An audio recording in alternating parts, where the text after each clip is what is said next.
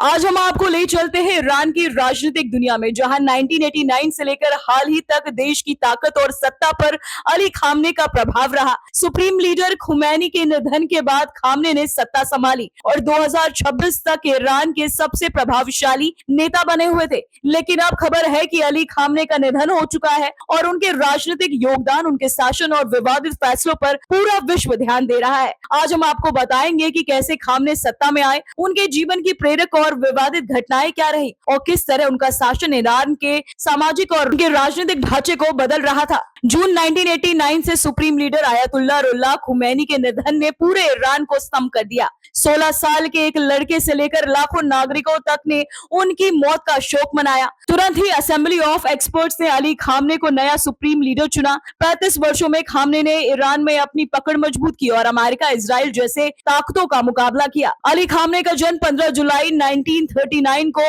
Mashhad में हुआ। पिता एक मौलवी थे और खुद खामने ने कम उम्र में धार्मिक और साहित्य शिक्षा ली, किताबें लिखी, विदेशी और ईरानी किताबें पढ़ी और राजनीतिक विचारों से प्रभावित हुए। मार्क्सवाद, सुन्नी ब्रदरहुड और शिया धार्मिक विचारधारा ने उनके विचारों को गढ़ा। 1960 से 1970 के दशक में ईरान में शाह की पश्चिम समर्थक नीतियों के खिलाफ खामने ने आवाज उठाई। उन्होंने जेल और निर्वासन का सामना किया। 1979 में इस्लामिक क्रांति के बाद खुमैनी ने खामने को कई उच्च पद दिए। ईरान इराक युद्ध में उनकी अहम भूमिका भी रही। 27 जून 1981 को खामने पर बम हमला हुआ। दाहिना हाथ और शरीर गंभीर रूप से घायल हुए। सर्जरी के बाद उन्होंने अपनी जिंदगी फिर भी जारी रखी, लेकिन दाहिना हाथ आज भी पूरी तरह काम नहीं करता था। 1981 में राष्ट्रपति बने। 1988 में राजनीतिक कैदियों के नरसंहार के दौरान विधानसभा स्थिति रही। 1989 में सुप्रीम लीडर बने। उन्होंने अपने पद को मजबूत करने के लिए बैयत रहबर ऑफिस और इस्लामिक रेवोल्यूशनरी गार्ड का राजनीतिक, आर्थिक और सैन्य नियंत्रण सुनिश्चित किया।